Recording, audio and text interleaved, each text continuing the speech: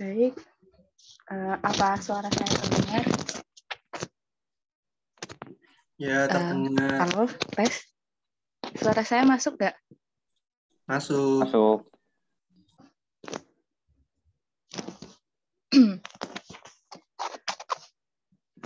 Halo? Terdengar kok, Ifat. Oh iya, oke, makasih. Bismillahirrahmanirrahim. Di sini kami kelompok 3 akan mempresentasikan yang pertama yaitu tujuan dan program audit.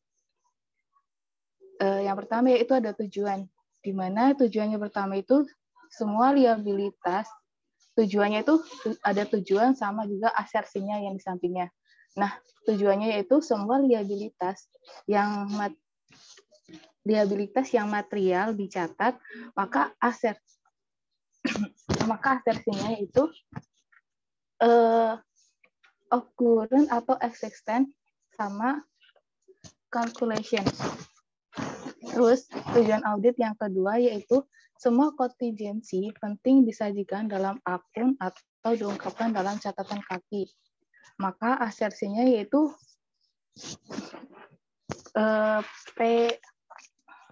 penilaian dan disclosure. Nah, kemudian yang ketiga ada syarat, ketentuan, dan batas yang terkait dengan utang. Ini asersinya R dan O sama P dan D. Terus yang selanjutnya ada liabilitas diklasifikasikan dengan tepat sebagai kontingensi atau direct nature. Ini asersinya R dan O dan valuation and alokasi. Kemudian selanjutnya yang terakhir ada liabilitas diklasifikasikan dengan benar sebagai liabilitas jangka pendek atau jangka panjang. Asersinya valuation and allocation dan presentation and disclosure. Terus di sini kami membuat program audit atas tujuan tersebut. Yang pertama ada pembelian, di mana program audit yang pertama yaitu review dan evaluasi pengendalian internal atas pembelian. Ini mencakup semua asersi. Kemudian ada menelusuri sampel transaksi atas pencatatan pembelian dan pengeluaran. Ini asersinya yaitu occurrence. Terus kemudian ada menguji kelayakan dan keaslian dokumen pokok seperti invoice, reverse receiving report, purchase order, dan purchase requisition. Bisa dilihat asersinya E atau O. Terus ada meninjau jurnal akuisisi serta buku besar akun utang usaha untuk transaksi dalam jumlah besar dan tidak biasa dalam kurung prosedur analitis. Asersinya keterjadian, kemudian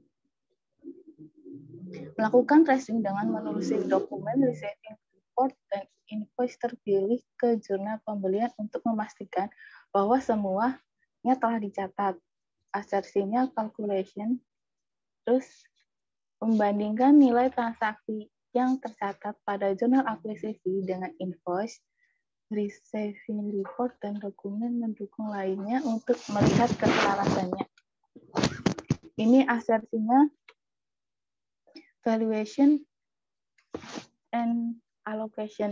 Nah, terus selanjutnya program audit untuk pembeliannya yaitu melakukan rekalkulasi atas harga dan perkalian matematis pada vendor invoice.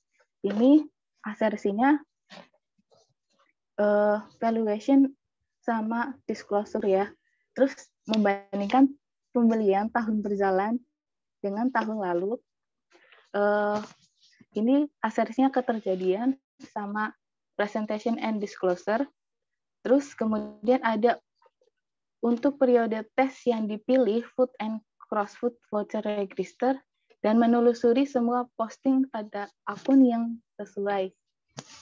Ini presentasinya, asersinya valuation and allocation. Terus yang terakhir melakukan tes subsequent payment dan uji visa batas untuk visa batas tanggal neraca. asesinya keterjadian sama valuation. Kemudian untuk program audit utang usaha akan dilanjutkan oleh Aisyah.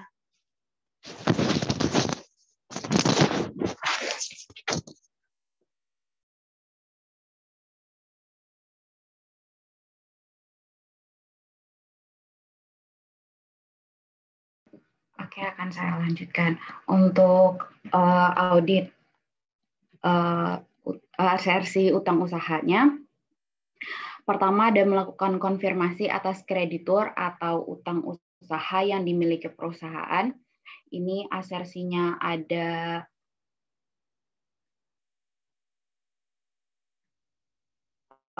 existence dan akurasi atau V&A.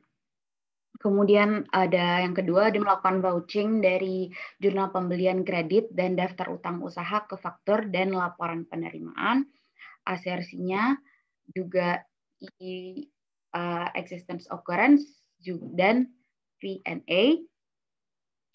Selanjutnya, melakukan tracing dengan menelusuri dokumen receiving report dan invoice terpilih ke jurnal utang usaha untuk memastikan semuanya telah tercatat. Asersinya completeness, lalu ada melaksanakan pengujian kewajiban setelah periode, asersinya juga completeness, kemudian ada melakukan rekalkulasi atas perhitungan utang usaha dan kewajiban lainnya dalam file induk utang, asersinya R dan O, membandingkan angka antar periode dan membandingkan angka tersebut dengan rata-rata industri. Asersinya juga R dan O. Selanjutnya ada mereview dan memeriksa daftar dan file induk untuk pihak terkait wesel atau kewajiban berhubungan lainnya dan utang jangka panjang. Asersinya ini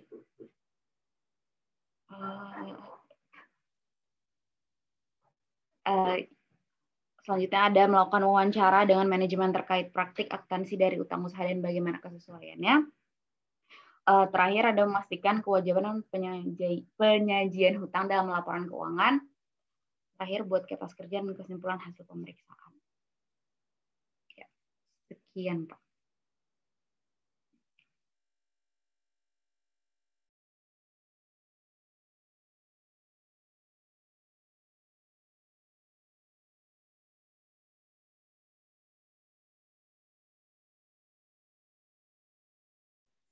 Sudah kelompok 3?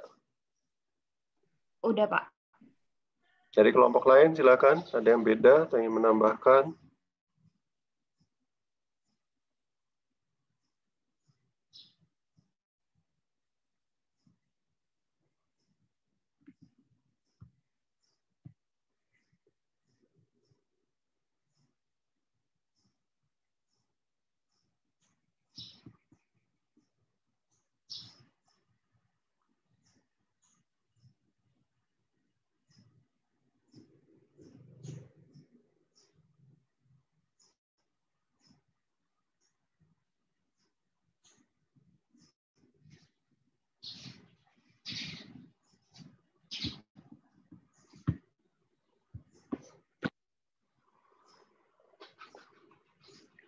Halo, halo. Nggak ada yang nanggepin? Ya, Pak. Kelompok berapa? Tadi. 1. Ya, silakan. Ini Kang Aan ya? Enggak.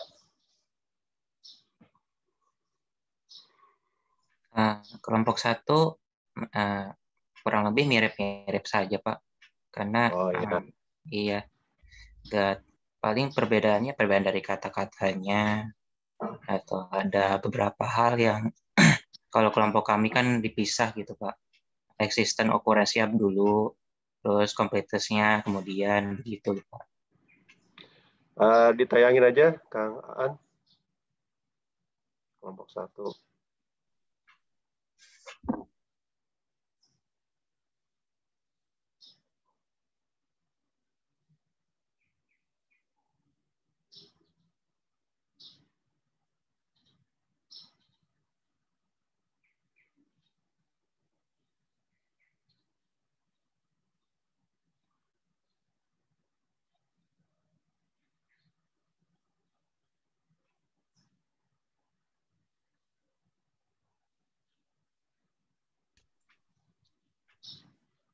Ini Pak dari kelompok 1 Pak. Di sini juga kami memasukkan ada kemungkinan kesalahan yang muncul yang sudah ada di buku apel Blasemnya sendiri gitu. Seperti ada pembelian dicatat di akun yang salah sampai pembelian dicatat dan barangnya belum diterima. Sama, iya. Dan di sini juga kami memisahkan berdasarkan ini ya asersinya. Existent occurrence.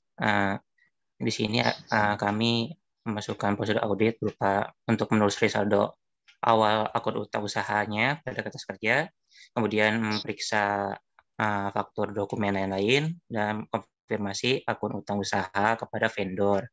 Ya, kurang lebih mirip-mirip sama yang kelompok sebelumnya.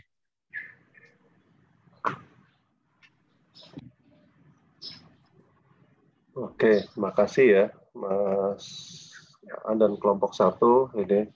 Ya. Bawahnya, oke. Bawahnya sudah. Sama ya. Oke, makasih. Dari kelompok lain? Izin Pak dari kelompok 2 Pak. Ya, silakan. Kelompok kami Pak ini kurang lebihnya sama Pak di bagian prosedur auditnya, tapi kelompok kami nambahin yang kelemahan pengendalian internal accounts payable ya Pak. Ditayangin aja ya Mbak Siska. Iya Pak, ya Pak.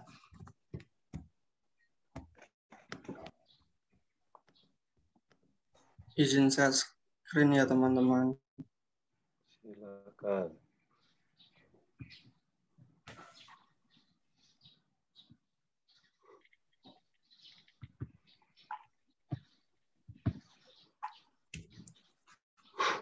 Nah, di sini teman-teman, saya akan membantu menjelaskan mengenai kelemahan pengendalian internal accounts payable. Tapi dari atas dulu ya.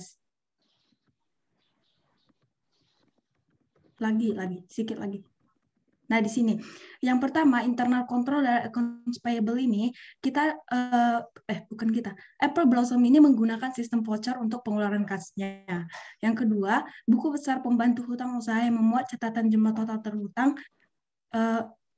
mereka membuat buku besar pembantu hutang usaha kepada masing-masing vendor. Yang ketiga, voucher disiapkan saat faktur diterima dan disimpan dalam file voucher yang belum dibayar atau diajukan berdasarkan tanggal pembayaran sampai uang tunai dicairkan. Yang keempat, pemberian 2 digit kode untuk penomoran voucher, di mana digit pertama melambangkan bulan voucher dicatat dan digit kedua melambangkan urutan pencatatan voucher dalam bulan. Nah, kalau kita lihat di halaman 189 yang internal control questionnaire, di sini kita menemukan beberapa kelemahan dari pengendalian internalnya. Ke bawah ya.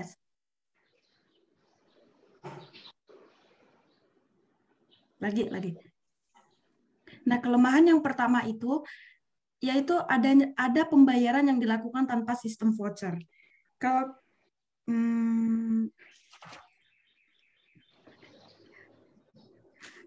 potensi errornya munculnya beberapa transaksi yang tidak dibutuhkan atau transaksi fiktif maupun penggelapan uang. Terus prosedur alternatif yang kelompok kami sarankan itu mencocokkan purchase requisition, purchase order, receiving report, dan invoice vendor. Yang kedua, rekonsiliasi buku besar pembantu hutang dagang, memegang akun kendali hutang dagang dan laporan bulanan vendor tidak dilakukan. Maksudnya rekonsiliasi buku besar pembantu hutang dagang, akun kendali hutang dagang dan laporan bulanan vendor tidak dilakukan. Potensi error yang terjadi itu kemungkinan terjadinya window dressing. Prosedur alternatif yang kami sarankan itu adalah melakukan konfirmasi kepada vendor terkait saldo utangnya. Yang ketiga itu ada kelemahannya di bagian penyesuaian terhadap akun utang usaha dilakukan oleh controller. Potensinya itu yaitu penggelapan pembayaran utang usaha dikarenakan controller memiliki kendali atas persetujuan pembayaran. Ini kalau nggak salah terkait sama pertemuan kedua mengenai pembagian apa sih tugas itu. Nah, saran kami yaitu mereview semua penyesuaian yang dilakukan dan mencocokkan dengan dokumen terkait. Potensi error apa sih? Kelemahan yang berikutnya yaitu tidak semua faktur vendor diperiksa terkait penentuan harga dan persyaratannya. Potensi errornya yaitu terjadinya ketidaksesuaian harga dan kualitas atau hubungan khusus atau adanya hubungan khusus antara vendor dan perusahaan. Nah, untuk itu kelompok kami menyarankan untuk melakukan review spesifikasi bahan baku yang dibeli dan mencocokkannya dengan kriteria perusahaan. Kelemahan berikutnya itu ada di klaim terhadap barang rusak tidak direvisi secara berkala.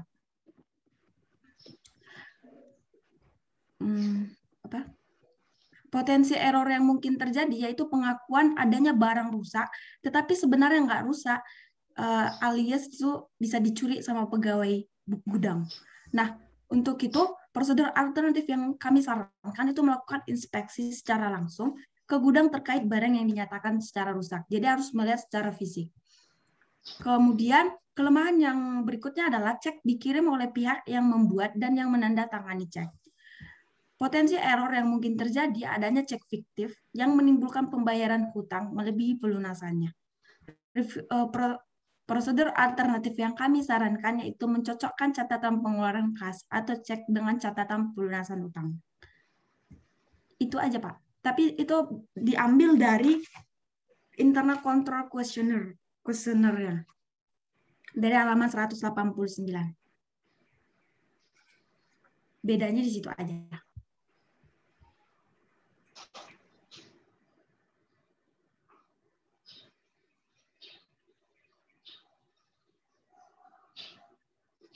Oke, makasih. Kelompok 2 ya? Mbak Siska, kelompok 2, Pak. Ya, Pak. 2 ya. Makasih.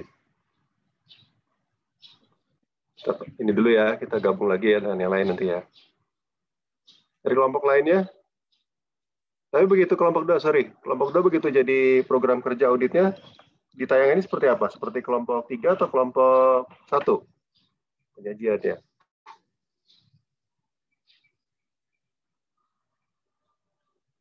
Masih mute Mbak Siska atau Mas Ilyas.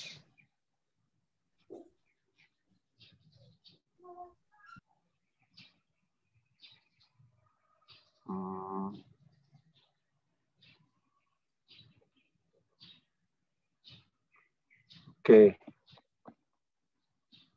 Sama dengan ini ya, kelompok 3 ya, untuk formatnya. Oke, makasih.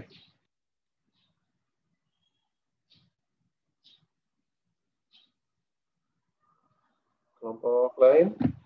Ada lagi yang ingin menambahkan atau yang berbeda?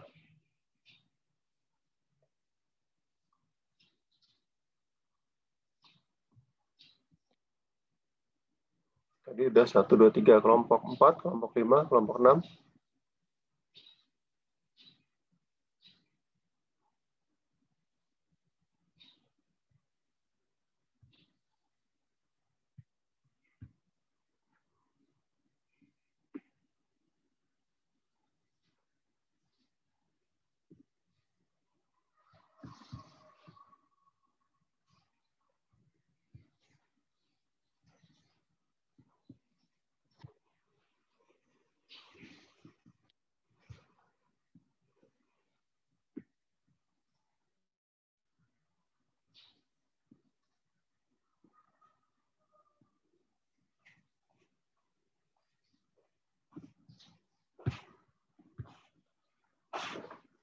Ada?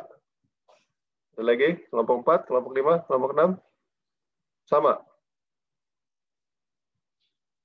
Kelompok 4, siapa kelompok 4 nih? Kelompok 4 sama dengan kelompok 3, Pak. 3 ya. Kelompok 5?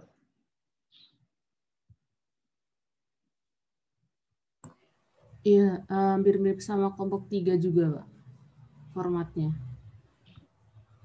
Ya.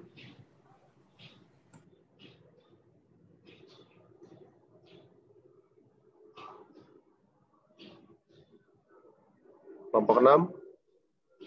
Kelompok 6 kurang lebih sama, Pak, seperti kelompok 3 dan kelompok 2. Untuk prosedur alternatif juga sudah dimasukkan di program auditnya.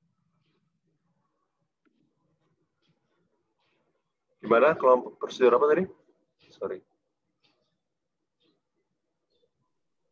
Alternatif, kelompok 6 Pak, tadi? yang seperti disampaikan oleh kelompok 2 tadi, itu kami gabung menjadi program auditnya. Iya, dimasukkan dalam program auditnya ya.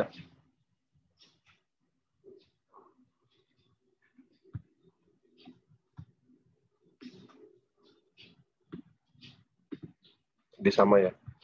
Sorry, sebentar ya, saya ada ini. Perlu, bentar.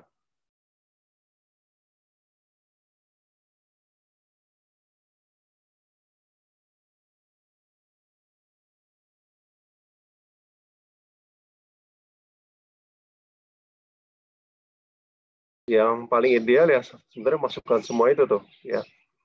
Masih ingat nggak waktu saya pernah menyampaikan terkait dengan program kerja audit ya, selalu ada tujuan audit, tujuan besarnya ya selalu dibuat ya, kemudian tujuan per subnya, spesifik tujuan auditnya ya. Jadi tujuan audit sebenarnya sudah tercantum kan di soal juga, tujuannya apa sih ya, apa kalau di soal itu tujuan besarnya terkait yang ini. Ini kan baru soal nomor 1 ya.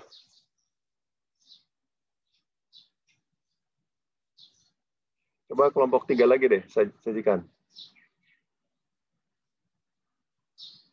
Mbak siapa tadi? Mbak Aisyah ya. Coba kelompoknya tadi di share screen lagi. Dari atas. Ya.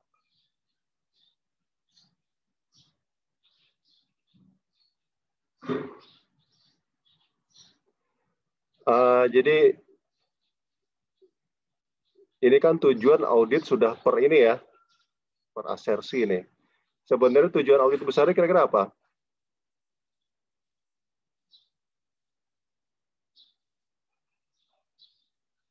Terkait account payable.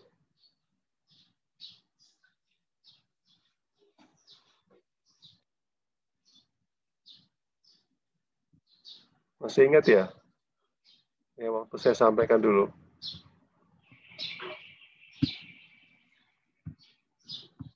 Halo, halo.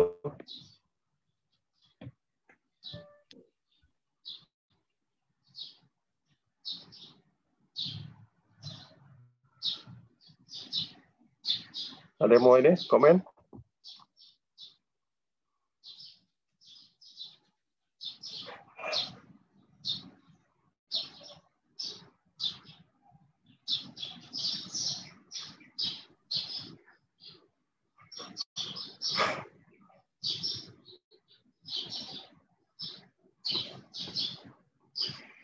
Nggak ada yang mau komentar? Tidak understatement ya, Pak?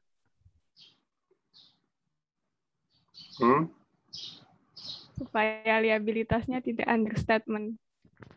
Itu udah lebih spesifik lagi sebenarnya. Kita kalau bicara tujuan besar kan selalu penyajian ya kan? Ya, account payable disajikan, bla bla bla bla gitu. Apa tuh? Wajar dan sesuai dengan SAK yang dilakukan. Itu aja sebenarnya tujuan besarnya kan, kita memastikan akun itu sudah disajikan sesuai dengan standar dan tidak terdapat ini ya kesalahan penyajian. Ini itu aja. Baru kemudian di bawahnya, jadi kalau buat format audit program kerja audit ya, saya selalu pernah sampaikan kayak di pertemuan sebelumnya ya. Teman-teman mudah-mudahan jangan lupa nih ya. Jadi tujuan besarnya apa? Nah, baru kemudian spesifik tujuannya apa nih? Ya. Jadi saya sebenarnya lebih ini dengan Kang Aan tuh ya, tujuan spesifiknya apa terkait dengan existence, apa nih tujuannya? Tentu saja kita nggak ngomong terkait eksisten enggak, ya. Kalau di sini eksisten misalnya sudah dicatat, ya, atau apalagi yang lainnya masuk ke dalam eksisten seperti itu. Jadi eksisten sama completeness kadang-kadang bisa digabung jadi satu tujuan itu, seperti itu. Baru di bawahnya kita buat program kerja auditnya, ya seperti itu. Itu yang biasa dilakukan ya. Jadi sebenarnya gini, kalau kita buat format program kerja audit nanti ya, di apa namanya, di kanannya ini kan sebenarnya bukannya asersinya ya, siapa yang mengerjakan ya, referensi kertas kerjanya, dan masih ingat ada satu lagi, ada satu yang kurang saya pernah sampaikan. Kesimpulan ya Pak? Bukan, kok kesimpulan kan nanti di kertas kerjanya ya.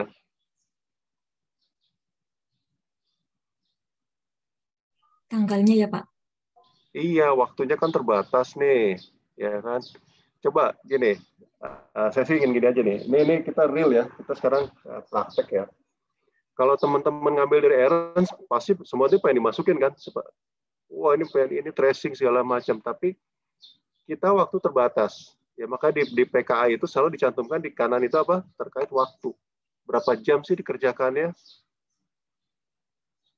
Karena program kerja audit ini tidak hanya sekedar apa namanya prosedur auditnya saja, ya, tapi juga terkait dengan alokasi waktu dan orang, ya.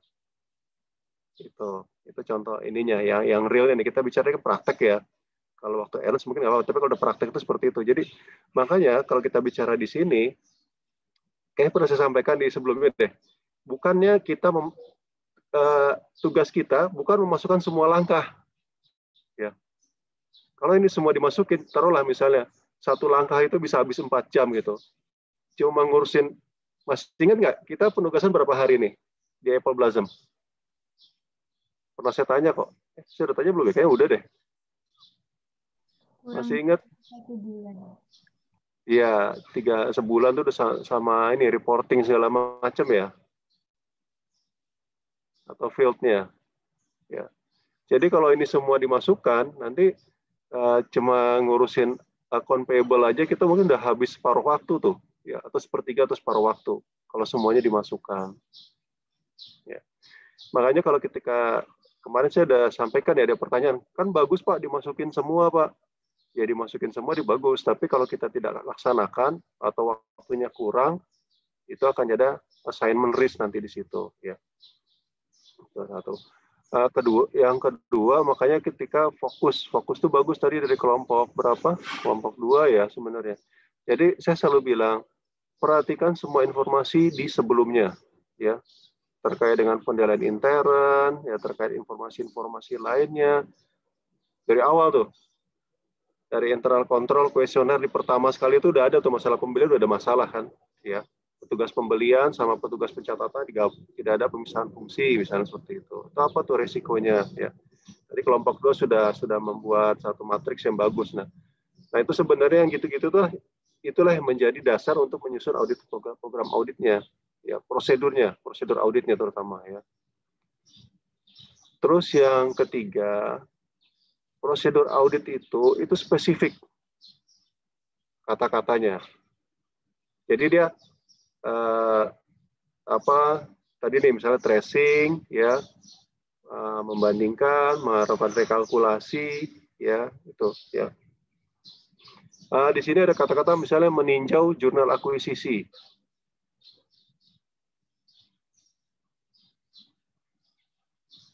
Kira-kira gimana nih kalau kelompok 3? Prosedur ada apa aja kan? Ada inspeksi, ya, ada rekalkulasi, ada langkah. Jadi langkah-langkah itu yang dituangkan dalam, jadi lebih spesifik, ya. Kalau di sini kan berarti cuma meninjau jurnalnya aja, ya, meninjau atau mereview. Iya Pak. Ya, langkah-langkahnya tuh ini, ya. Terus jadi gini, kalau nyusun program kerja audit ya. Dia itu harus kata-kata tadi ya melakukan spesifik dia, ya. Kayak misalnya gini, menelusuri sampel transaksi pembelian. Apa nih sebenarnya? Mau ngapain kita? Ya, jadi tolong kalau nyusun kata-kata tuh lebih ini, menelusuri sampel untuk apa? Ya, di situ kan. Kalau di sini kan coba dibaca deh. Saya cuma kasih contoh aja ya, teman-teman itu nanti diperbaiki aja. Jadi tolong nanti kalau ketika misalnya ngerjain ujian, nggak usah banyak-banyak sebenarnya, nggak usah selengkap-lengkapnya. Yang penting yang fokus terkait dengan kelemahan yang ada. Ya kan, makanya kalau kita lihat, masih ingat metodologi kan ya? Metodologi kan sebenarnya yang di poin sebelumnya itu, di poin A itu ya terkait test of control tuh. Jadi dari pengendalian intern, apa kelemahannya, dari risiko-risiko lainnya juga ya, ketika prosedur kita temukan kelemahannya apa, itu yang kita fokus di situ terkait dengan account payable, terkait dengan utang usaha ya. Terus ketika menyusun juga, nah di sini ya, kayak yang ini, review evaluasi pengendalian intern, itu kan masuk substantif test atau test of control.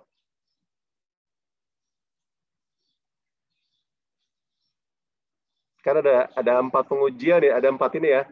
Ada TOC, test of control, substantive test of transaction. 2 lagi apa?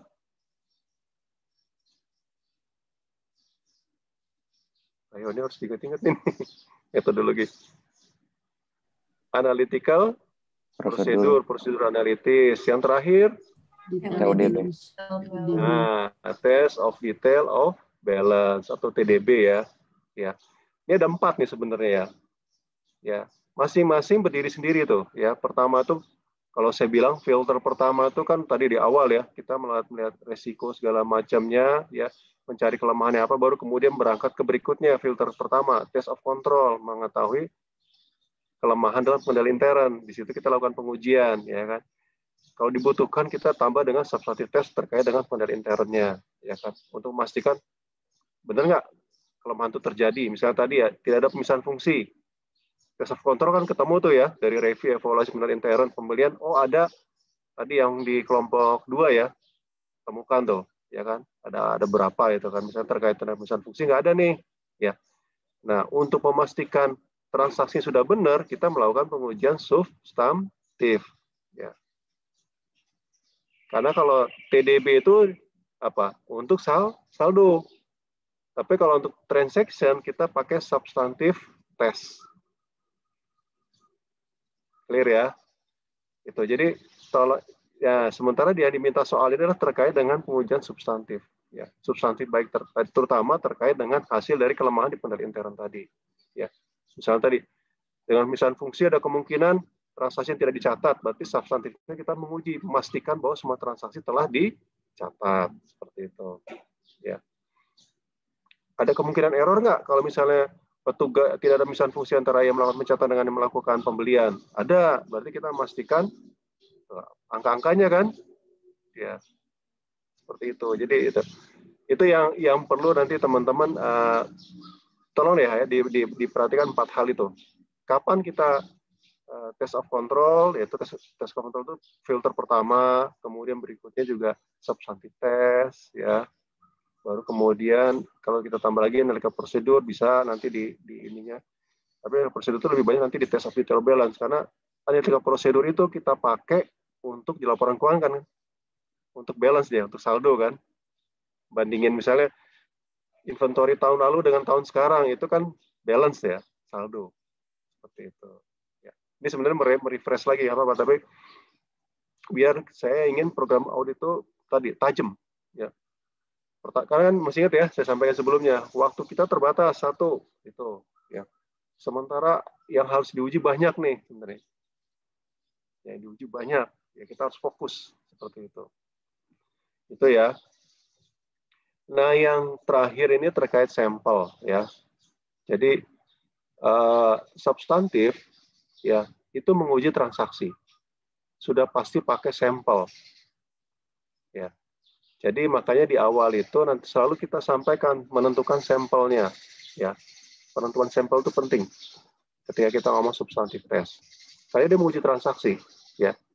Misalnya di sini ada contoh apa nih?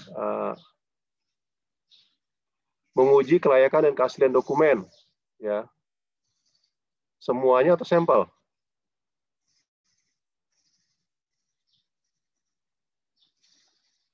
Dengan waktu yang terbatas. Sampel ya, Pak? Iya, sampel ya. Jadi, nah di sini harus disampaikan tuh, ya. Kalau baca seperti ini aja kan, gimana? Semua atau sampel nih kalau baca ini aja. Tadi saya lihat kelompok 1, kelompok 2, 3 yang disampaikan tadi ya. Jadi biasanya di awal itu kita tentukan sampelnya, tentukan sampel atas transaksi pembeliannya ya, dan utang usaha. Kemudian baru berikutnya di bawah berdasarkan sampel kita melakukan pengujian kelayakan atau uji kelayakan atas sampel, itu aja selalu ya. Karena ada juga yang mungkin kita nggak perlu pakai sampel. Ya. Kira-kira ada nggak yang nggak perlu pakai sampel?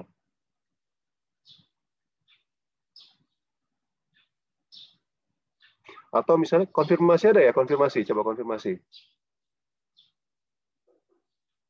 Karena setiap ini pasti beda ya, kalau kayak konfirmasi itu kadang-kadang misalnya gini, kita mau random, ya kan kalau sampel ditransaksi sama sampel konfirmasi kan berbeda tuh. Ya.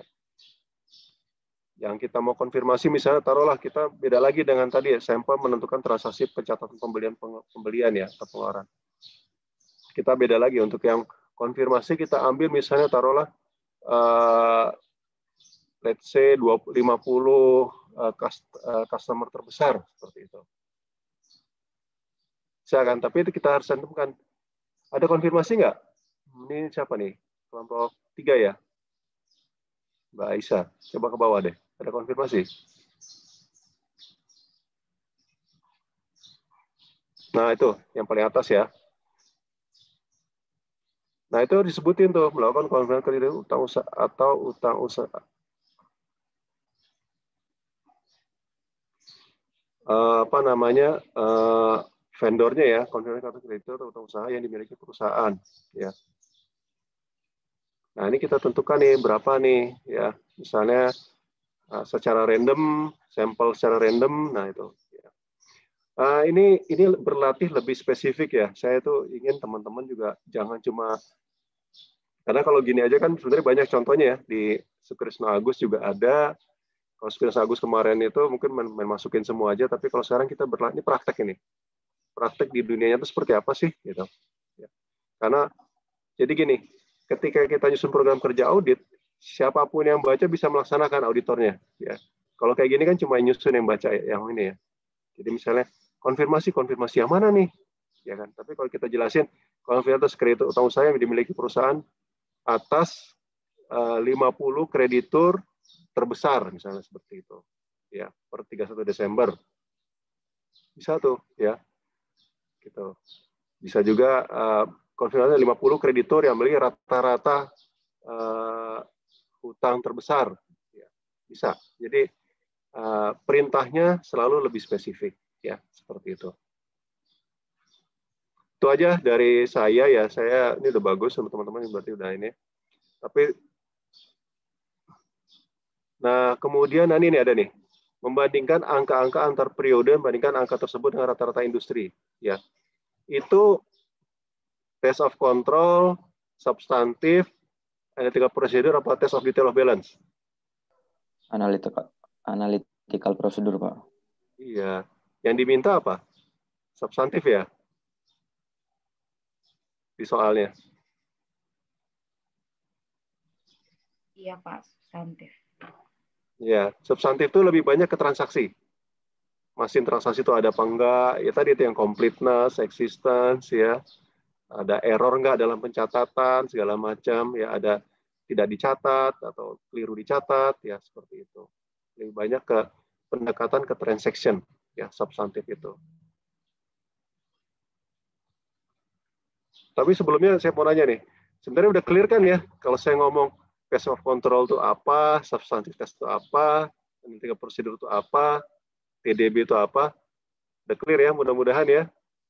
Kalau ada yang belum jelas silahkan tanyain sekarang aja. Karena ini kan sebenarnya di semester lalu ya di AKSK ya.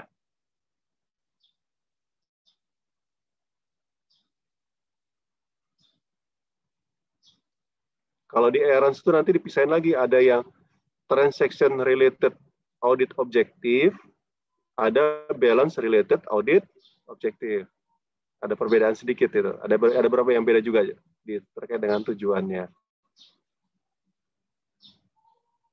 Ya, jadi tolong di ini ya. Mudah-mudahan udah jelas ya.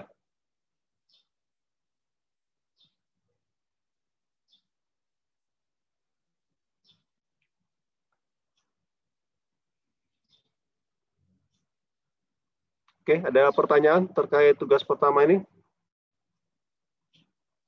Sebelum kita ke tugas yang kedua.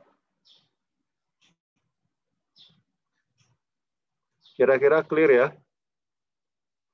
Jadi gini nanti, kalau misalnya pas ngerjain di UTS gitu ya, membuat program kerja audit, fokus di kelemahan pengendalian internnya, misalnya seperti itu. Fokus jadi dari yang saya sampaikan kemarin, ya kelemahan pengendalian apa sih nih? Oh ini berarti tidak ada misalnya fungsi apa nih kira-kira nih? Tadi yang kelompok 2 ya tadi yang bagus kayak seperti itu. Ini ada kelemahan seperti ini apa nih? Yang harus pengujian apa yang harus dilakukan terkait tersebut? Terus pengalaman ini terkait dengan tujuan atau asersi apa seperti itu. Ya. Jadi nggak perlu nanti semua dimasukin. Akhirnya cuma ngapalin program kerja audit nanti tuh. Oh, pokoknya ini uji. Apa nih yang diuji gitu. Ya. Tadi yang kelompok 2 tinggal menuangkannya nanti di program kerja audit ya. Sudah dituangkan kan ya Mbak Siska ya? Yang tadi itu ya. Yang dari apa namanya? Analisis kelemahan pengendalian internnya ya. Dituangkan kan di program kerja audit ya.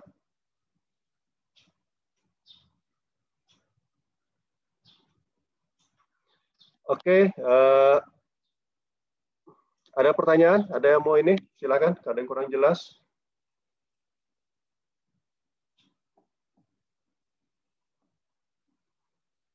Kalau ini real ya, saya akan cerita nyusun program kerja audit yang real.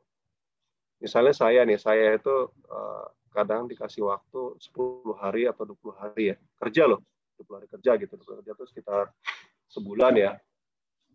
20 hari kerja. 20 hari kerja itu ya kita hitung tuh. Ya kan? Ada 4 orang, saya pernah sampaikan kalau salah ya. Misalnya saya berempat gitu ya kan. 1 orang sehari itu bisa berapa? 8 jam ya. Sekarang tuh sebenarnya 7,5 jam sih. 8 jam lah, 8 jam waktu pengerjaannya ya. Berarti waktu yang kita punya ya itu kan field ya, dari awal sampai dengan akhir field audit itu 20 hari ya. 20 kali 8, 160 jam per orang. Dan Anda harus alokasikan untuk begitu banyak pengujian. Jadi harus benar-benar. Makanya kalau saya nyusun, kalau sekarang udah ada ininya ya, kami udah pakai aplikasi namanya Teammate ya. Jadi dia akan mengatur semuanya. Kalau dulu pakai Excel. Jadi kita jumlahin misalnya di sini ada nama saya ya, dikerjakan berapa 4 jam gitu ya kan. Nanti pakai Excel kan bisa tuh di total. Oh misalnya Peter Umar kelebihan nih jamnya, berarti harus diatur lagi semuanya seperti itu. Dan ada beberapa yang mungkin butuh waktu sangat banyak ya. Kayak tadi misalnya terkait dengan pengujian ke dokumen, itu pasti nggak mungkin sejam 2 jam itu. Ya walaupun sampelnya sedikit gitu ya.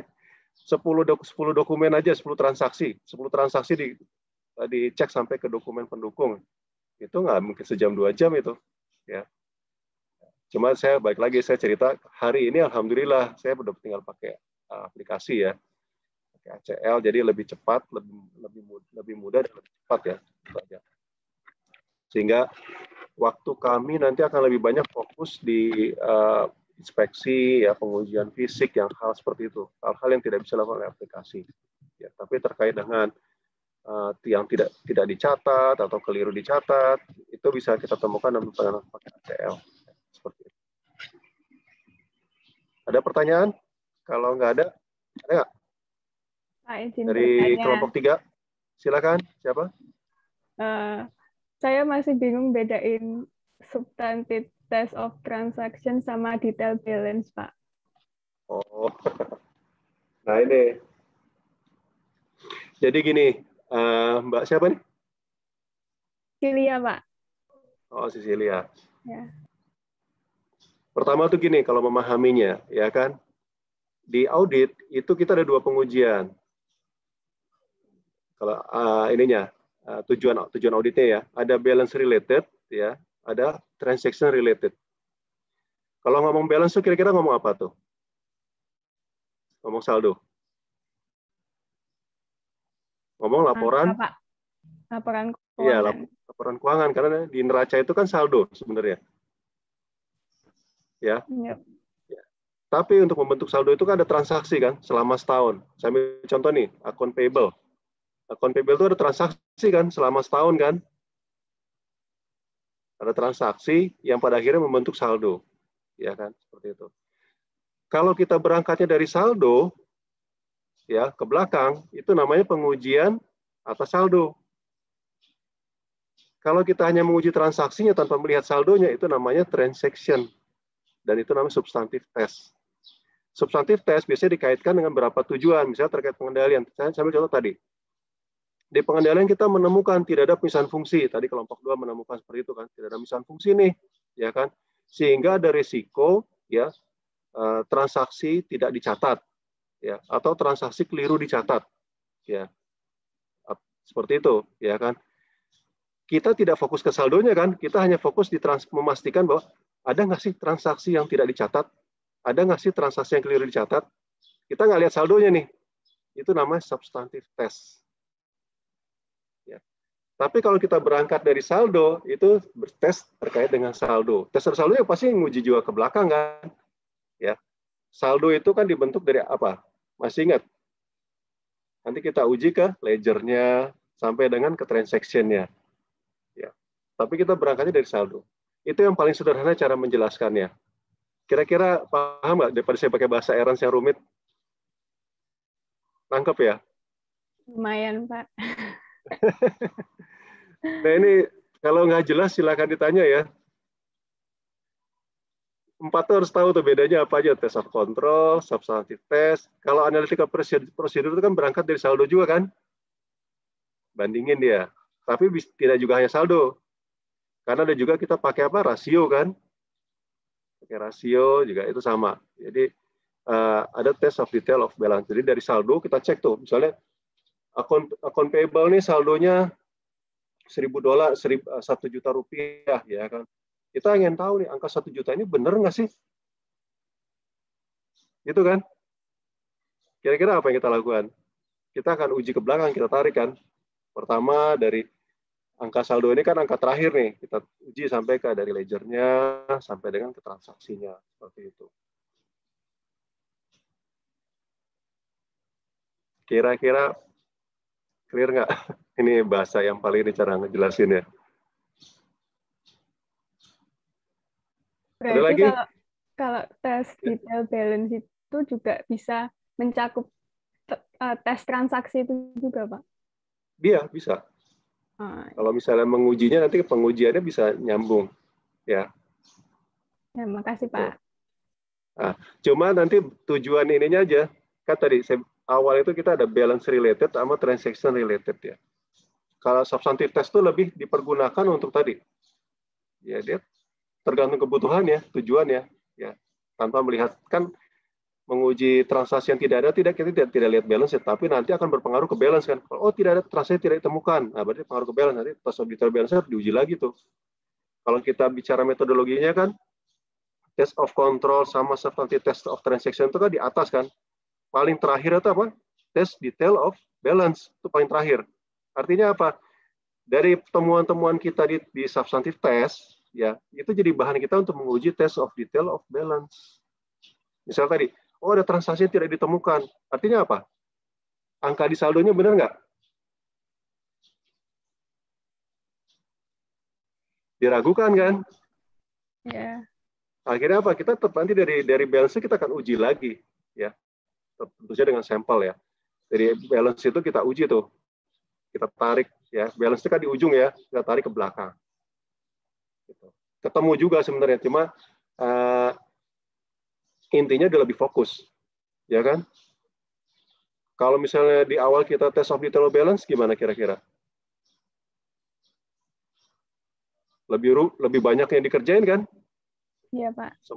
Semua harus dicek gitu. Tapi kalau dengan tadi kan bertahap ya, kalau kita bicara metodologinya kan, Pertama itu kita memahami vendor intern, kemudian dari situ kita, oh ada kelemahan di mana, kita melakukan test of control, terus habis itu kontrol, oh ini kira-kira tidak ada mission fungsi ini, harus kita uji nih di dalam lingkup transaksinya, pengaruh ke transaksi ini kelemahan vendor intern, kita lakukan substantive test, ya, itu kemudian turun lagi ke bawah, kita coba test of detail balance, tentu juga kita pakai juga dari analytical prosedur, ya, baru terakhir itu test of detail balance, ya, memastikan angka-angka di saldonya. Mudah-mudahan bisa paham, karena saya emang mana ya, gini nih, ini saya sering ini, saya mengerjakan tugas, mengerjakan audit ini, cuma kadang-kadang saya cara menjelaskan dengan bahasa ini agak sulit tuh kadang-kadang.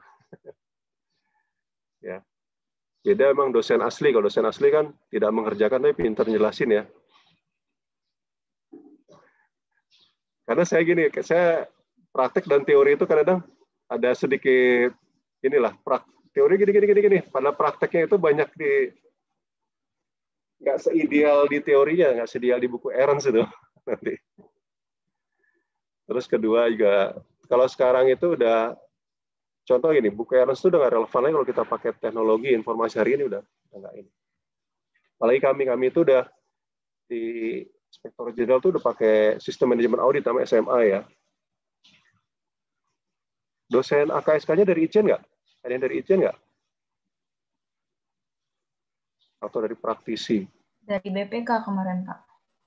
Oh, BPK itu praktisi tuh. Ya. Pasti kalau praktisi itu agak ini deh. Apa ya, kita lebih, saya tuh terang ketika studi kasus ini pakai buku ini agak kesulitan. Kenapa? Karena ini kan jadul ya, maksudnya gini, saya harus setback ke belakang. Sementara metodologi yang kita pakai hari ini itu sudah metodologi yang full IT gitu ya kan. Kemudian pengendalian, substantif, semua itu sudah pakai, kalau saya bilang pakai skrip gitu. Kita nguji gini ya. Jadi udah jadi ke saya itu seperti setback ke belakang. Nah, ini agak kesulitan saya menjelaskannya ya, karena beberapa hal udah nggak ini lagi gitu, udah nggak relevan lagi pada hari ini. Ya. Saya masih ingat nggak saya cerita rekonsiliasi bank? Kira-kira rekonsiliasi bank apa kita nunggu akhir bulan, akhir tahun? Sekarang udah internet banking, bahkan beberapa bank udah bikin aplikasi untuk ke customer-nya, untuk real time. Kalau dulu iya, karena dulu kan ngandelin bank statement, belum ada internet banking kan? Ya. Jadi akhir bulan bank statement dikirim dari bank, terus baru rekonsiliasi, ya kan? Kalau sekarang tiap hari, tiap detik, tiap menit bisa rekonsiliasi kan? Dengan internet banking. Jadi kayak Bukalapak, Tokopedia, emang dia perlu rekonsiliasi akhir bulan enggak kan? Orang tiap transaksi begitu kita bayar dia langsung tahu kok. Ya, tadi siapa kelompok 3? Mbak Aisyah ya, Mbak Aisyah udah bayar. Detik itu Mbak Aisyah bayar Tokped, ya kan, langsung dikirimin email kan, kami telah menerima pembayaran Anda, kan gitu kan. Oh zaman dulu enggak, zaman dulu karena ngandelin bank statement, akhirnya penting tuh rekonsiliasi bank, satu. Kedua apa? Konfirmasi ke customer, ya kan. Karena dulu bayarnya pakai cek, kayak gitu kan. Bank statement belakangan terima, ya. Akibatnya apa? Pasti ada data-data saldo yang nggak tepat lah seperti itu. Akhirnya butuh konfirmasi. Ya. Konfirmasi bukan oleh auditor ya maksud saya, konfirmasi oleh si perusahaan. Ya, mereka akan rutin untuk melakukan. Ya. Di DRS yang edisi itu masih disampaikan tuh. Ya. Kalau per hari ini ya begitu customer bayar kita langsung tahu kok. Dan tinggal apa pre-number-nya yang bagus kan.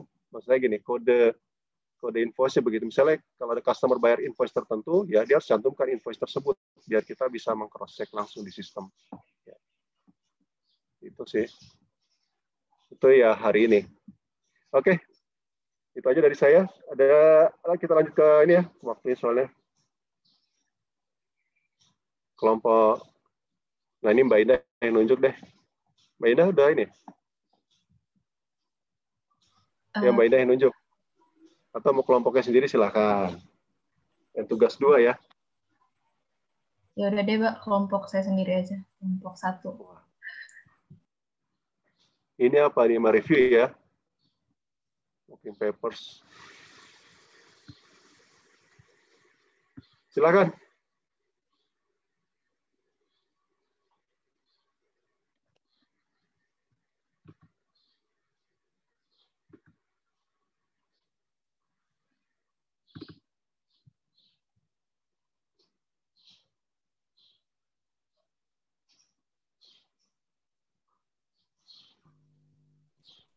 Ya, halo. Ya, jelas. Ya, saya akan menjelaskan yang B tentang tes substantif yang terkait apa namanya mengerjakan KKA. Ya, di sini terdapat dokumen sumber yang diperoleh dari manajemen. Yang pertama, cash voucher. Itu berisi ringkasan dokumen sumber tentang apa namanya account payable dari Apple Blossom tahun yang di audit ini saat ini dari 1 Januari sampai akhir Desember 2003. Terus kemudian di bawahnya ada receiving log tahun 2003 dan 2004. Ini untuk mengetahui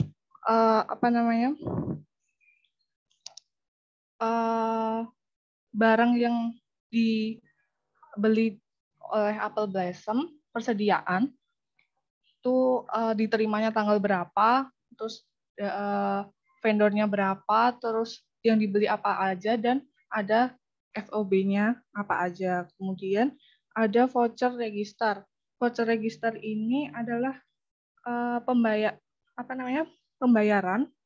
yang berisi pembayaran yang dibayarkan oleh Apple Blossom tahun 2014, Januari 2014. Jadi termasuk pembayaran setelah tanggal neraca.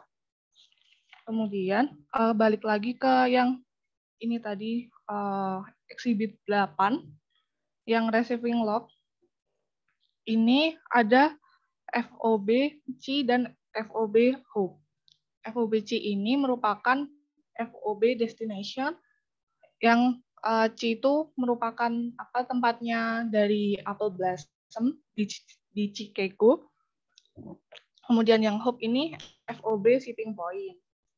Nah, sekarang kita akan mencocokkan dari receiving log itu dengan yang di cash voucher-nya.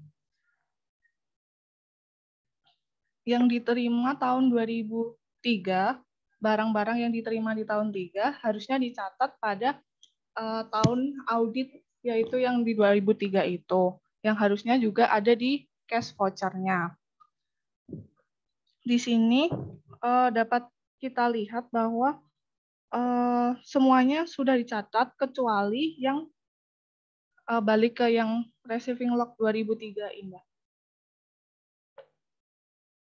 ini. Ini yang kecuali udah dicatat semua, berarti udah benar si Apple Blossom-nya, kecuali yang terakhir yang Fruit Juicy Perfume Co.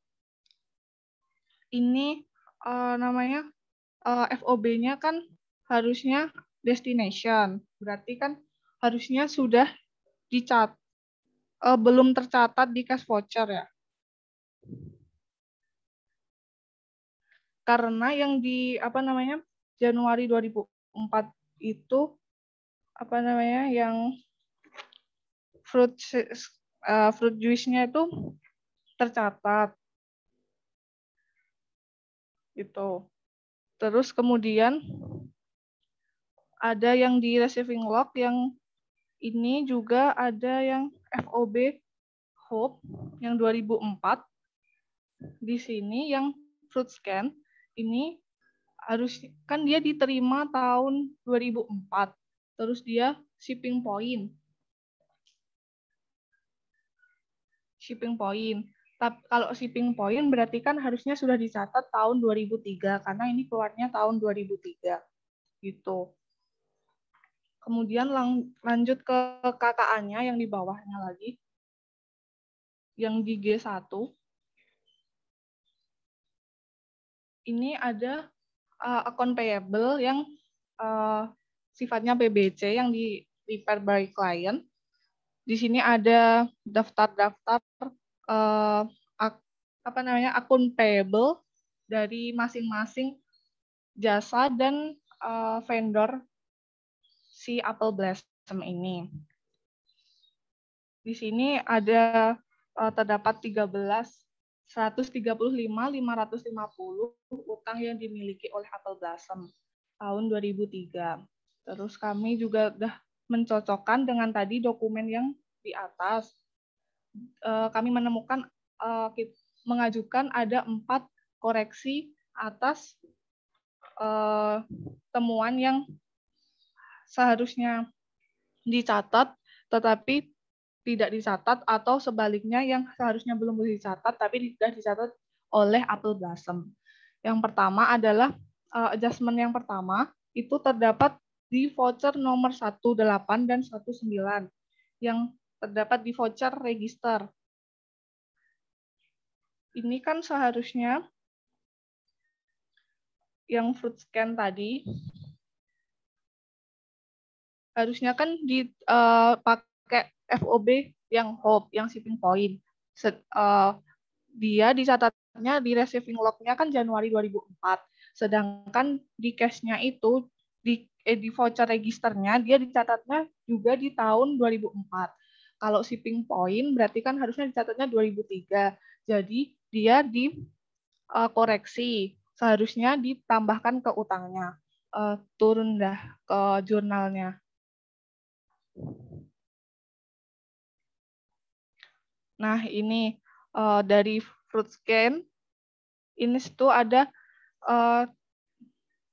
nominalnya didapat dari voucher register tahun 2004 yang tadi salah dicatat di 2004 seharusnya 2003 sebesar 33.440. Terus kemudian di voucher register yang 2004 itu terdapat juga frag in buat inventory yang dibeli dari fruit scan ini, tapi beda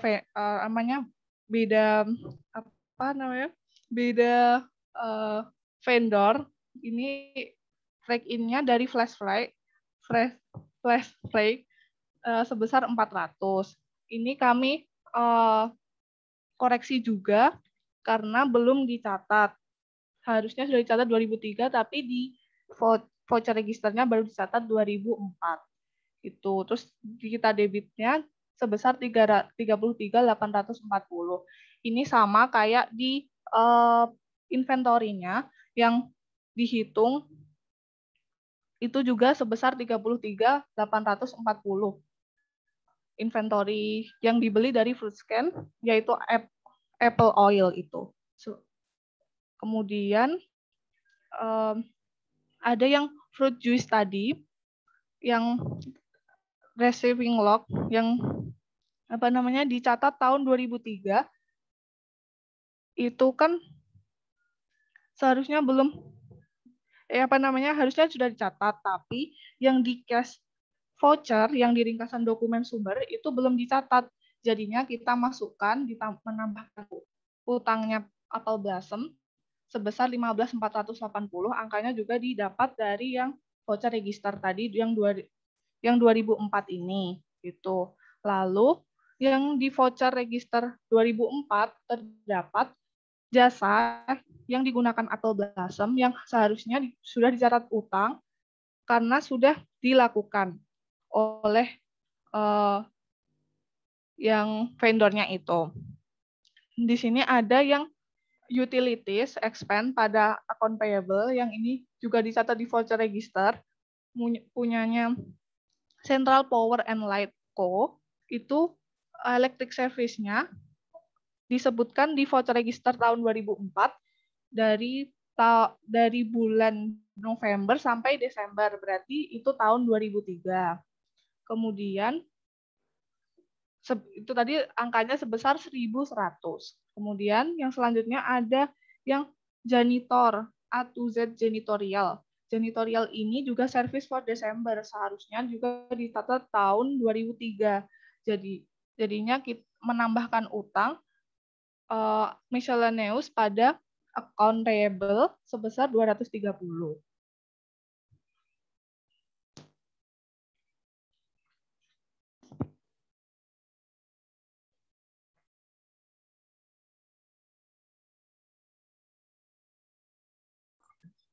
Selanjutnya bagian G2, schedule G2 itu untuk mencatat unrecorded liabilities dari yang itu tadi, yaitu ada 5 vendor yang liabilities-nya belum dicatat, yaitu yang pertama Central Power and Light, itu adalah Desember Service sebesar 1.100. Kemudian Fruit Juicy Perfume Co. itu pembelian inventory sebesar 15.480. Kemudian A to Z Janitorial Desember Service sebesar 230. Kemudian Flash Flag Co. Sembar menggunakan Desember Flag sebesar 400. Dan terakhir Fruit Sen sebesar 33.440 dan jumlahnya sama, yaitu 50.650. Jurnal penyesuaiannya sama tadi, utilities expense sebesar 1.100, inventory 33.840, COGS 15.480 dan miscellaneous expense 130. Kreditnya adalah payable 50.650.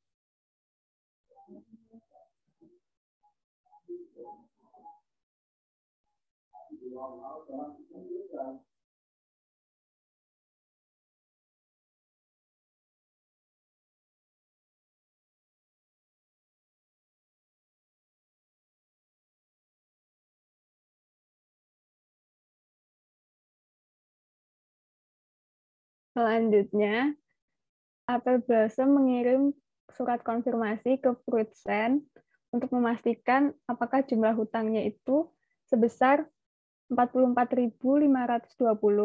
Angka ini itu didapat dari 11.080-nya itu dari kertas kerja G1 yang ada di halaman 209, terus yang sebesar 33.440-nya itu didapat dari hasil koreksi yang udah dikerjain teman saya tadi.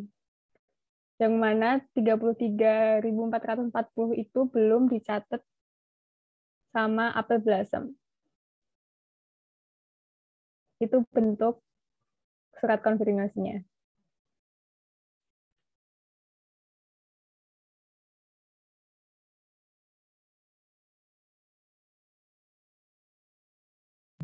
Selanjutnya ada konfirmasi G4. Ini untuk mengkonfirmasi kepada Fruity Juicy Perfume Company.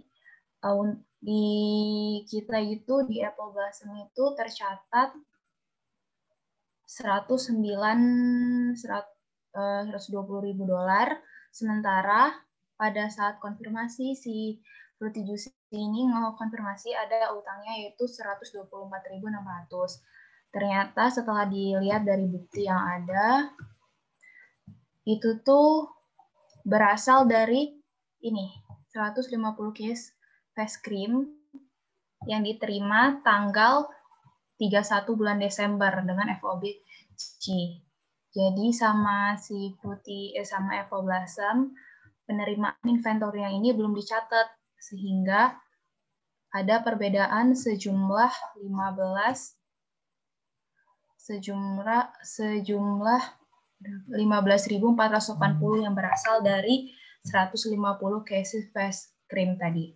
Sehingga dari hasil konfirmasi ini kita harus mengakui account payable 3.500.000 dari Frutijuicy untuk nambah saldo kita. Jadi ada jurnal inventory pada conveyable sejumlah 15.480. Seperti itu.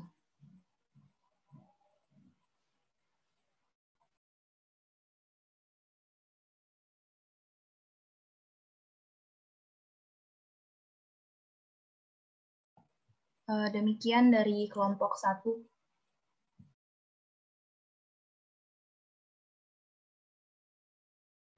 Oke, terima kasih kelompok 1. Dari kelompok lainnya, ada yang ingin menanggapi?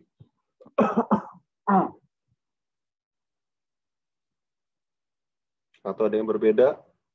Ini udah lebih ke ini ya, hasil pengujiannya ya, angka-angkanya. Atau ada yang mau lebih detail, atau ada yang ingin ditambahkan? Silakan. Dari kelompok 2 mau menanggapi, Pak. Ya, silakan. Tadi untuk kelompok sebelumnya yang telah presentasi, dari kelompok 2 ingin bertanya mengenai yang fruit juicy. Nah, di fruit juicy, kelompok sebelumnya yang telah presentasi membuat jurnalnya persediaan pada AP sebesar 15.480. Nah, namun di halaman 127 di buku Apple Blossom ini dikatakan bahwa jika ada perbedaan selisih fisik di akhir tahun, maka di-adjust-nya ke COGS. Nah, maka dari itu, biar menurut kelompok kami, yang lebih tepat itu jurnalnya COGS pada akun payable. Begitu, Pak. Dari kelompok 2. Ya, terima kasih kelompok 2. Atau disajikan aja Mas Ilyas, biar lebih jelas. Oh ya, Pak. Sebentar, Pak.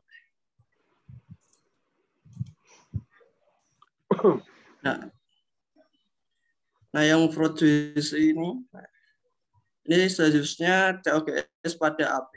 Mungkin bisa inventory pada, sebentar.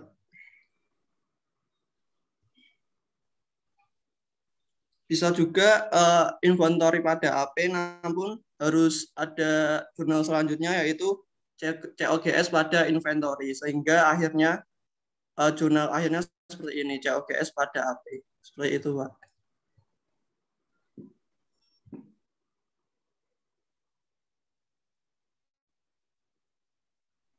Pak ingin menambahi penjelasan dari Ilyas. Nah, kan di halaman 127 yang kayak kata Ilyas itu, kalau ada perbedaan pengendalian internal kontrol dari perusahaan Apple Blossom ini, kalau ada perbedaan akhir tahun, terdapat selisih, itu kan di-adjust-nya ke COGS. Nah, nanti karena di yang 15.480 ini belum dicatat sama perusahaan, berarti nanti saldo inventory di catatan perusahaan itu jauh lebih kecil daripada saat melakukan pemeriksaan. Sehingga ketika pemeriksaan fisik, itu inventorinya lebih gede. Jadi ada adjusted nanti inventory pada COGS. Nah, tapi tapi perusahaan kan belum mencatat utang. Jadi seharusnya ada jurnal inventory pada accounts payable sebesar 15.480. Nah, tapi kan yang udah dicatat sama perusahaan kan inventory pada COGS nih. Makanya kelompok kami menyarankan itu COGS pada accounts payable untuk mengakui adanya utang dari pembelian tersebut, Pak. Pembelian inventory tersebut. Ya, terima kasih. Kelompok 1 ya tadi Mbak Indah ya. Ada tanggapan? Kalau dari kelompok kami mungkin tadi kan Pak inventory pada conveyable. Itu mungkin kekeliruan bagi kami nggak baca yang di halaman 127. Kalau ada penambahan itu ke COGS gitu. Soalnya selama ini kalau ada koreksi atas itu kekurangan inventory, nambahnya ke inventory-nya.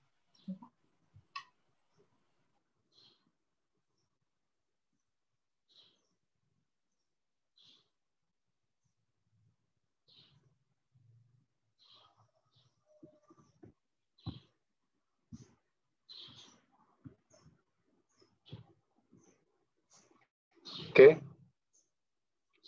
Gimana ya? Ada lagi kalau yang terkait ini? Jurnal ini ada yang kelompok lain tanggapi? Memang nih baca buku ini harus baca buku dari awal. Ya, Pak. Dari kelompok 5, Pak. Ya, silakan. Mas siapa Dari nih? kelompok 5. Mas Andri ya. Silakan. Andri, Pak. Monggo.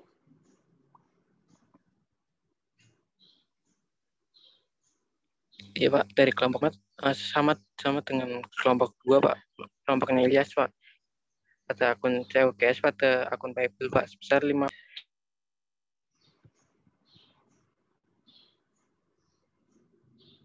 Sama ya.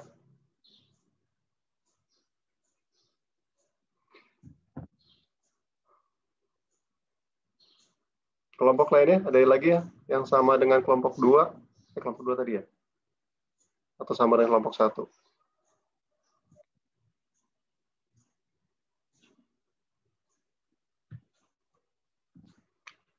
Atau saya tanyain aja deh, kelompok 1, kelompok 2. Kelompok 3 sama dengan yang mana? Kelompok 3 sama dengan kelompok 1, Pak. 1 ya. Iya. Ada alasannya? Tadi siapa kelompok 3? Saya, Pak. Pandu. Oh, Mas Pandu, ya. Gimana? Kalau dari saya sendiri pas kemarin ngerjain tuh nggak terlalu memperhatikan yang keterangan di awal sih, Pak, di halaman yang kata Indah tadi 127 apa ya. Jadi saya pikir langsung penyesuaiannya inventory pada akun payable gitu, Pak. Saya emang ini siapa namanya? Saya udah bilang ya ke teman-teman, kalau bisa itu buku ini tuh gini, ketika baca itu dibuat pointer-pointer. Pernah ya saya ngomong gitu ya? Atau di kelas yang sebelah aja. Jadi tiap ngerjain ini kita buat pointer-pointer karena akan kepake terus itu. Ya. Terutama yang di halaman-halaman awal ya, itu dibuat pointer-pointer gitu. Fakta-faktanya. Sebenarnya kalau baca itu banyak hal yang cuma kalau saya bahas semua waktunya nggak cukup nanti. Itu banyak ini kalau misalnya ini kan sebenarnya kita berlatih melihat fakta ya. Sama kalau saya di lapangan itu ya mungkin tercapture gitu ya, tercapture oleh kita. Oh ini kelemahan pemisahan fungsi nggak ada macam-macam gitu. Itu tercapture langsung ya kita tuangkan. Nah ini ada di buku. Ya, cuma kita supaya ingat, saya sih sarankan dibuat pointer-pointer aja. Halaman sekian. Oh yang penting ini nih atau kalau di Stabilo sekarang udah bukan zaman Stabilo ya. Terus ini juga scan ini lagi nggak bisa di ini nggak tuh teman-teman? Dikasih apa warna gitu nggak bisa ya kayaknya scanner soalnya. Kalau kita bisa dapat e-booknya tuh enak tuh bisa dikasih warna ya kayak Stabilo. Kalau bisa dibuka di PDF di Stabilo. Ini soalnya scan foto ini bukan scan. Kalau coba ini scan kayak gini lagi. Ya paling ya butuh effort lagi sih dibuat catatan-catatan ya seperti itu. Oke, kelompok 4, 5, 6. Ya tadi udah kelompok 3, kelompok 4 sama dengan yang mana? Sama kayak kelompok 1, Pak. Kekeliruan juga enggak baca yang COGS. Oh iya, masih Mbak Res. Oke ya, berarti yang itu udah ini. Sekarang kita kelompok 5, 6.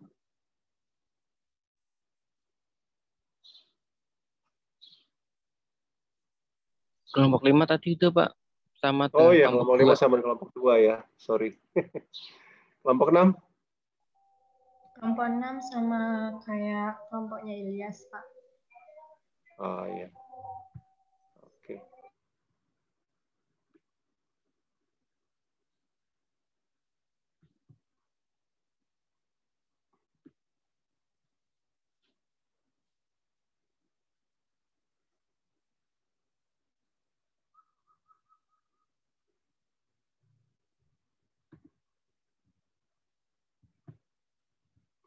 Oke, yang itu udah clear ya. Yang lainnya, ada yang hal lainnya?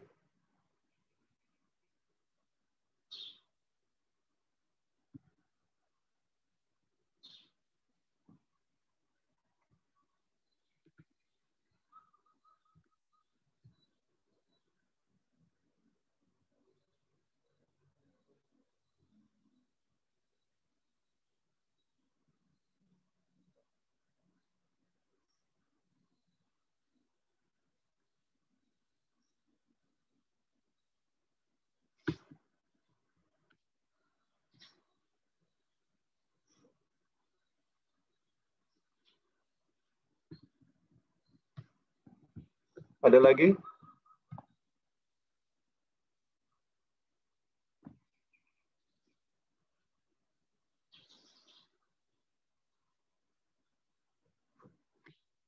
Ada, yang lain nggak ada perbedaan lagi ya?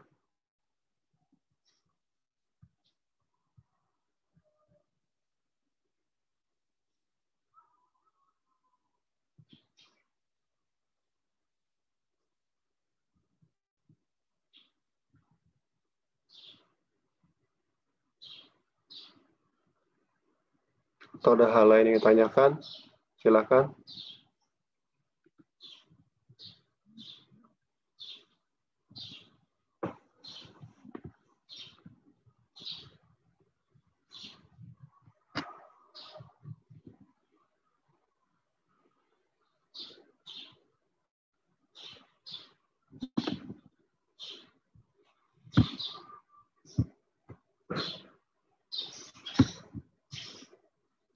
Saya sebentar ke belakang bentar ya. Ada lagi pertanyaan? Ada yang perlu kita diskusikan lagi? Intinya tugas hari ini kita bahas terkait dengan pembelian ya. Lebih fokus lagi terkait dengan angka pada akun-akun terkait pembelian, terutama di akun payable ya di situ. Saya harapkan ya, kalau saya sih tidak akan ini ya memberikan benar atau salah kepada teman, tapi yang penting substansi kita paham ya terkait dengan dari awal lagi, balik lagi saya selalu sampaikan ya, mulai dari nyusun program kerja audit ya atau audit program, apa yang harus kita perhatikan sih seperti itu ya. Pertama terkait dengan asersi atau tujuan auditnya apa sih yang kita perhatikan, kemudian ya tadi mana yang substantif, mana yang proseduralisis perlu dipisahkan nanti ya, jangan sampai ini tercampur aduk semua ya. Kemudian tujuan audit juga selalu ya, tujuan audit besarnya apa, kemudian tujuan audit spesifiknya apa. Ya, terus juga format ya, tolong nanti diperhatikan ya format ketika mengerjakan misalnya nanti di ujian gitu ya, format program kerja audit, format kertas kerja audit, tolong diperhatikan seperti itu. Jadi selalu ya program kerja audit sama kertas kerja audit itu selalu ada siapa yang mengerjakan, terus kalau di kertas kerja audit tambah dengan kesimpulan nanti selalu seperti itu, kesimpulannya apa ya. Terutama kalau di audit keuangan, kesimpulannya biasanya terkait dengan koreksi yang harus dilakukan ya. Seperti itu. Koreksi berarti nanti ada jurnal yang dilakukan, tambah jurnalnya ya. Itu dari, ada lagi mau tanyakan teman-teman? Udah paham semua nih? Lebih bagus nanya sekarang dibandingkan pas ujian mau nanya ke siapa gitu kan. Pak, izin bertanya, Pak. Ya, siapa nih Mbak Sherina ya? Iya, Pak. Terkait yang adjustment tadi, Pak, yang 15.400-an itu, Pak. Itu kan tadi terkait akun payable, terkait adjustment yang utang yang belum dicatat itu, Pak, yang 15.480. Itu tadi kan di 120, di halaman 127 katanya kan adjustment inventory itu ke COGS. Kalau di yang utang itu kan karena dia belum nyata tapi udah nerima, Pak. Nah, itu saya masih bingung, Pak. Sebenarnya yang tepat itu adjustment-nya ke COGS atau ke inventory, karena kalau misalnya ke COGS nanti saldo inventory tersebut akan lebih rendah daripada physical unit-nya, Pak.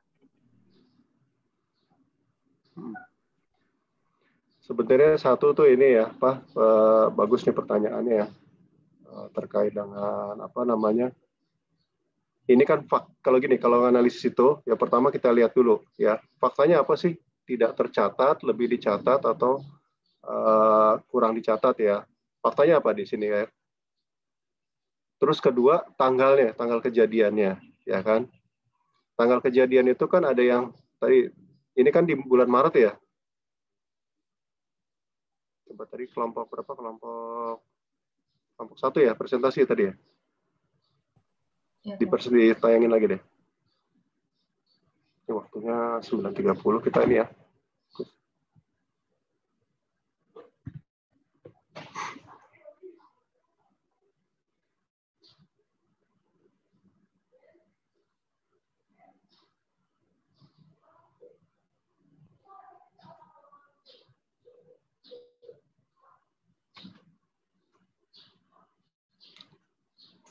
Yang 15/80. Mbak Indah ya, tadi kelompok 1 ya. 15/80 tadi yang mana tuh?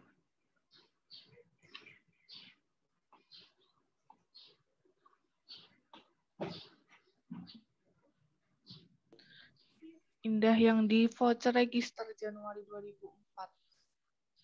Nah ini ya. Yes. Nah ya, dari fruit juicy ya. Voucher nomor sekian, info destination. Nah faktanya apa tuh? Jadi kalau saya ingin ini ya, teman-teman tuh berlatih melihat faktanya. Ini kan sebenarnya si suppliernya, FOB-nya FOB destination ya. Coba kelompok 1 nih, biar kita analisis bareng-bareng. Iya, FOB-nya C. Pas Chicago udah sampai di Apple Blossom-nya. Terus?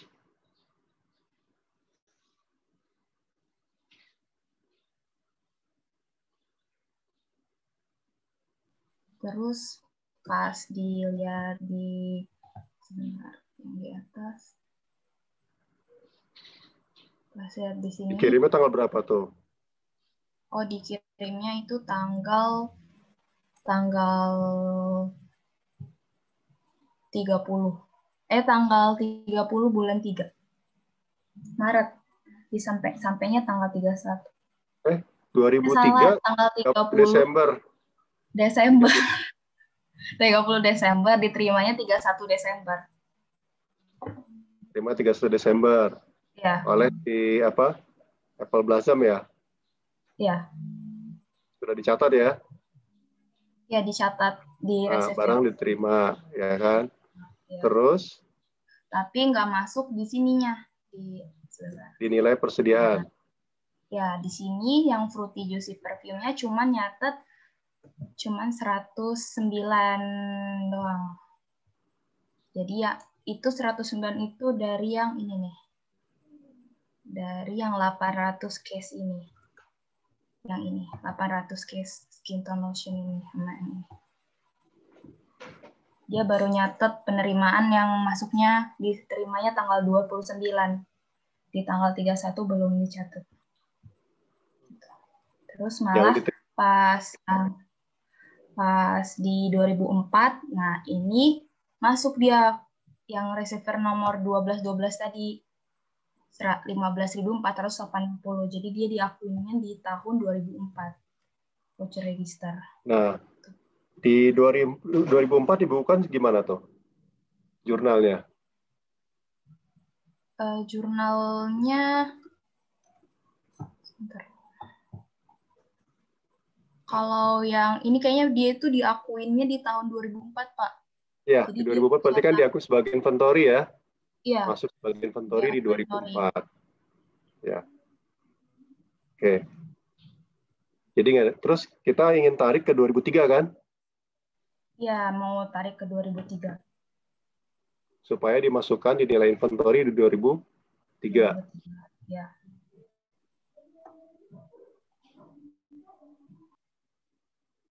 Yang sudah dicatat di 2004 itu gimanain? Kan kita jurnal, kita audit tanggal berapa?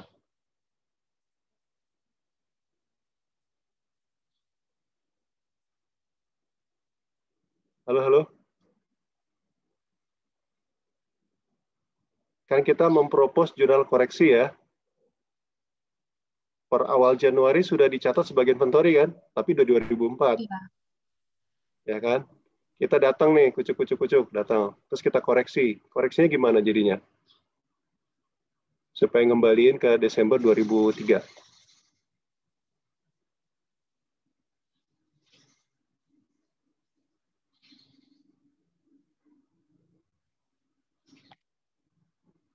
Mbak Serina, coba bantu juga. Ayo. Berarti kan di 2004 penerimaannya itu kita ngejurnal inventory pada account payable. Berarti kalau mau dibalikin. Inventory udah masuk Mbak ya 2004 ya? Iya Pak, 2004 kan baru dicatat sama Apple Blossom. Berarti inventory pada AP dibalikin jadi kalau dibalikin AP-nya, berarti COGS pada inventory ya Pak? Ya kan di Januari 2004 inventory-nya masuk, kita bukukan sebagai inventory kan? Ya Pak. Ya kan. Nah, kita perlu koreksi ke Desember 2000 itu nggak? 2003 nggak? Inventory-nya. Perlu Pak untuk melihat saldo akhir. Sementara koreksinya kita lakukan setelah inventory direkord di Januari 2004.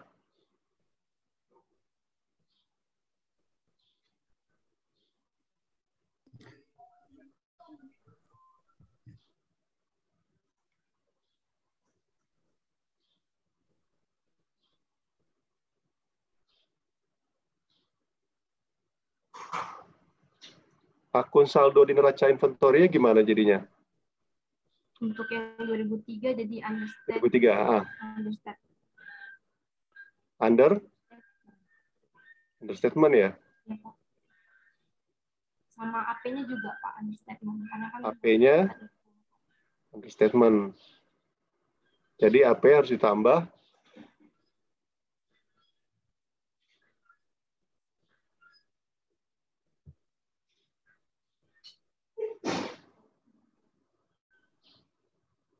Pak. Halo Pak. Ya, gimana? Ada lagi? Saya mau kasih pendapat Pak. Kita diskusi nih, saya biar ini. Teman-teman, jadi kalau ini saya ingin teman-teman tuh melihat satu transaksi gimana sih treatmentnya gitu ya. Iya Pak. Jadi Pak, kan tadi pertanyaan Zerina, kalau misalnya yang mana sih yang benar inventory pada AP apa COGS pada AP gitu kan. Kalau misalnya dia COGS pada AP nanti inventory-nya jadi nggak balance gitu ke kemana tadi Sir, ke jurnal ke pemeriksaan fisiknya ya Sir. Iya sih. Nah itu ingat lagi pengertian COGS itu kan inventory yang udah dipakai nih. Nah jadi saldo COGS itu nggak akan sama saldo inventory ya kan. Pada pemeriksaan fisik kan di tahun 2003 inventory-nya understated tuh. Understated. Nah, berdasarkan pengendalian kontrol dari perusahaannya, kalau misalnya terjadi selisih seperti itu akan di-adjust ke COGS. Dengan otomatis waktu pemeriksaan fisik inventory itu perusahaan akan meng-adjust understated-nya itu ke inventory pada COGS. Dengan istilahnya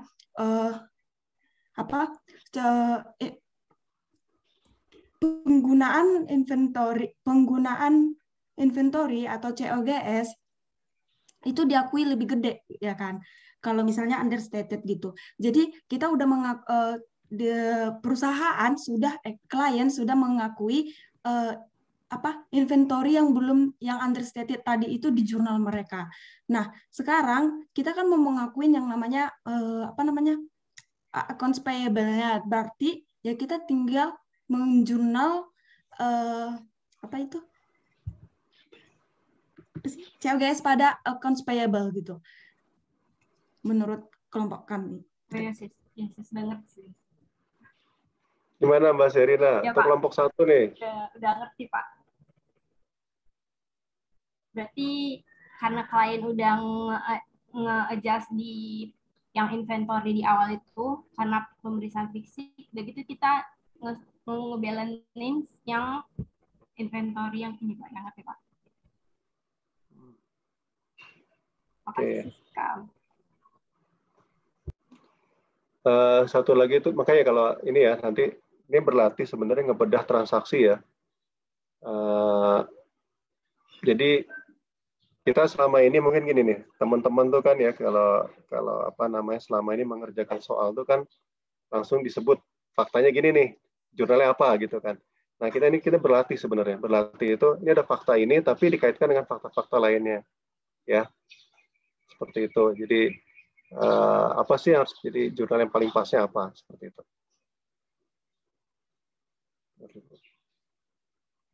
Oke.